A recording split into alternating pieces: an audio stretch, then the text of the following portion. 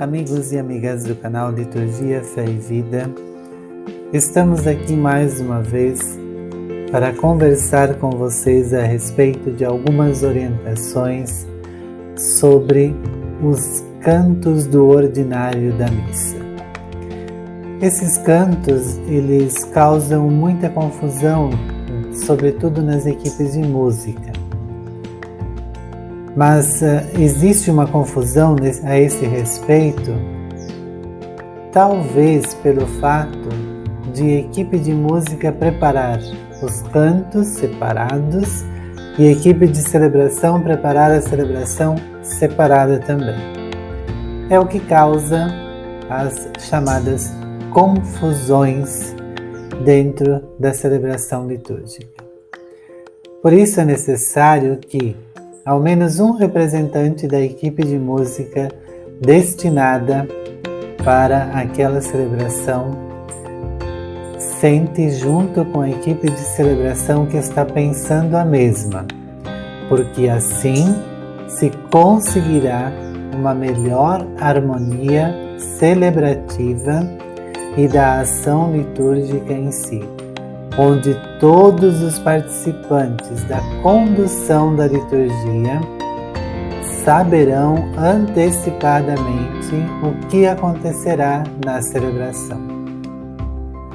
Às vezes a gente escuta cantos do ordinário da missa, sobretudo ato penitencial, hino de louvor, Cordeiro de Deus e Santo, que não tem nada a ver com as orientações pedidas pela Igreja ou que estão na instrução geral do Missal Romano e que é não só a linguagem formal da liturgia, mas a linguagem espiritual da liturgia. Quando você reza ou canta na sua comunidade o ato penitencial, ele precisa estar nessa sintonia de reconhecimento das nossas fraquezas mediante a grandeza de Deus que nos perdoa, nos acolhe e nos convoca para sermos irmãos e irmãs. Lembrando que o ato penitencial não é confissão, mas é o reconhecimento da graça de Deus diante das nossas limitações. Por isso que nós solicitamos para que Deus tenha piedade de nós e nos conduza sempre nos caminhos da salvação, até um dia podermos chegar à vida eterna. Então essa é a dinâmica daquilo que nós queremos conversar um pouquinho com vocês nesse podcast. Pois bem, a instrução geral ao Missal Romano, lá onde fala sobre as partes da celebração, ela coloca o ato penitencial como sendo um momento anterior ao Senhor tende piedade de nós, mas também indica que pode ser os dois juntos. O presidente da celebração faz uma introdução colocando a Assembleia a par dessa grandiosidade infinita de Deus que é a sua misericórdia para conosco, nos convida para reconhecermos as nossas limitações e pedirmos essa graça, pedirmos esse dom de Deus que é a sua misericórdia. Por isso, é importante que o canto siga as orientações que estão no Missal Romano, no texto do ato penitencial, que pode ser aquele: confesso a Deus Todo-Poderoso e a vós, irmãos e irmãs, ou o tradicional: Senhor, tenha piedade de nós, Cristo, tenha piedade de nós, Senhor, tenha piedade de nós. Existem algumas melodias que são adaptadas a esse texto. São muito bonitas e foram pensadas de acordo com o momento da liturgia, porque a música também ela precisa estar de acordo com o momento que se celebra a liturgia. E diz assim, no número 51, que aos domingos, particularmente no tempo pascal, em lugar do ato penitencial de costume, pode-se fazer por vezes a bênção e aspersão da água em recordação do batismo.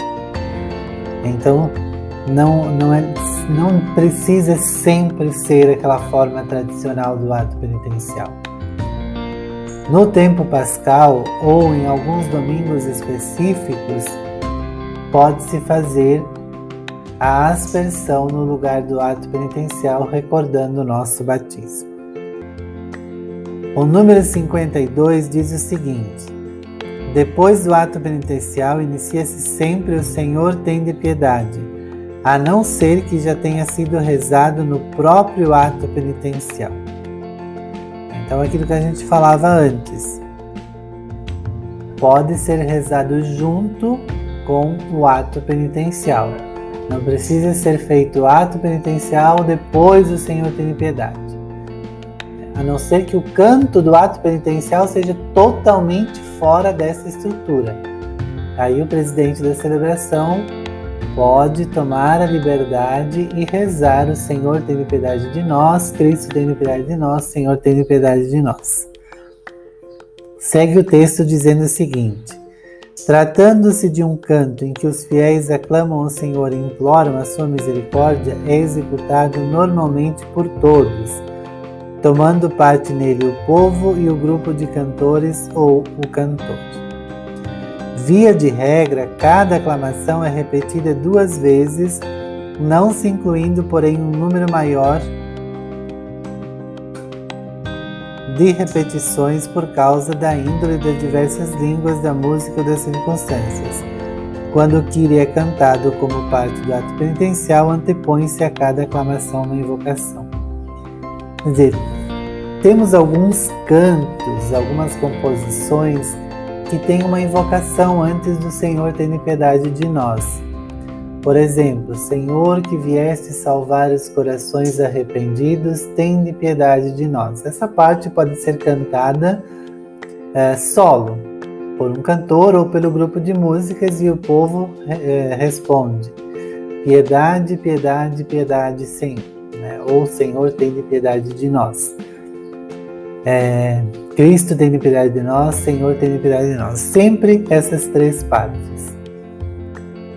Por isso, é importante que se conheça o texto original do ato penitencial e as suas invocações lá no Missal Romano, que nós estamos na instrução geral, mas dentro do texto da própria celebração, lá nos ritos iniciais, tem esse texto. Então, olhem, já falei outras vezes aqui, torno a repetir.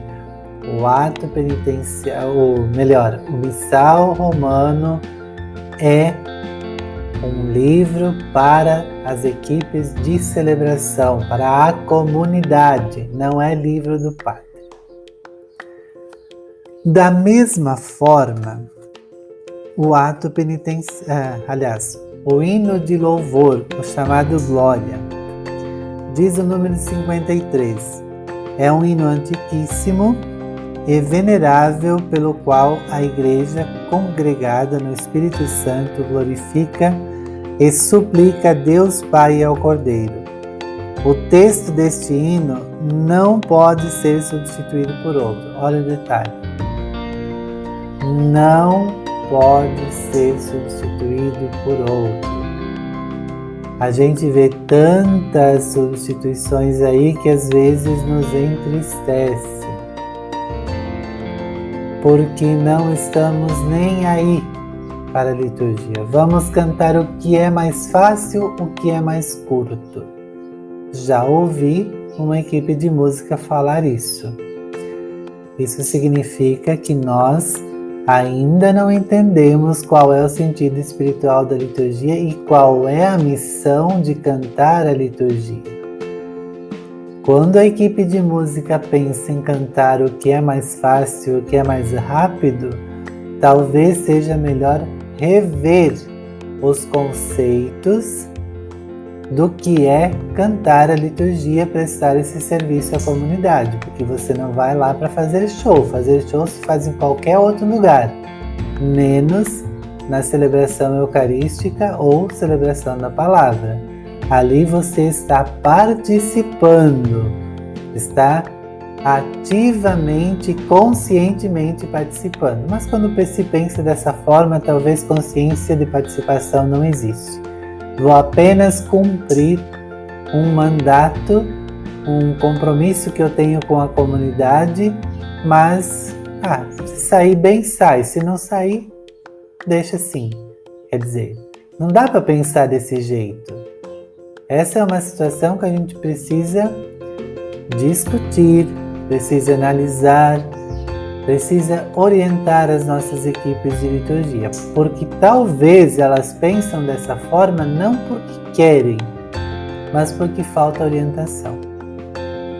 Desculpem a expressão, os sacerdotes, mas é necessário que se diga que muitos padres pensam nas roupas que vão vestir, nas caras roupas que vão vestir, e não se preocupam em formar o seu povo na espiritualidade litúrgica.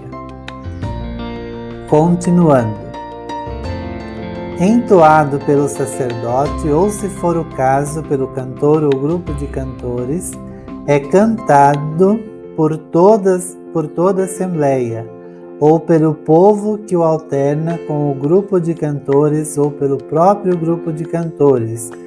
Se não for cantado, deve ser recitado por todos juntos ou por 2 coros dialogando entre si. É cantado ou recitado aos domingos, exceto no tempo do Advento e da Quaresma, nas solenidades e festas, e ainda em celebrações especiais mais solenes. Então vejam bem como é interessante, como é importante termos essas orientações. Tem várias formas aí de celebrar o ato penitencial.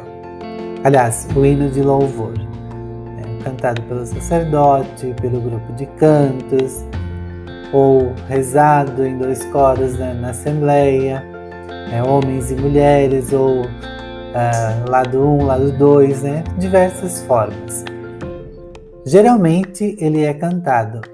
Tem várias composições que falam com melodias muito bonitas, que seguem o texto original do Missal Romano. Então peguem essas melodias, busquem na internet, tem várias formas, tem aí o William Damasceno, que faz vídeos super interessantes com os cantos, com orientações de cada celebração. Isso é importante. Tem site da CNBB, tem várias oportunidades aí que podem ajudar as equipes de celebração, as equipes de canto nas comunidades para a realização desse canto, dessa missão.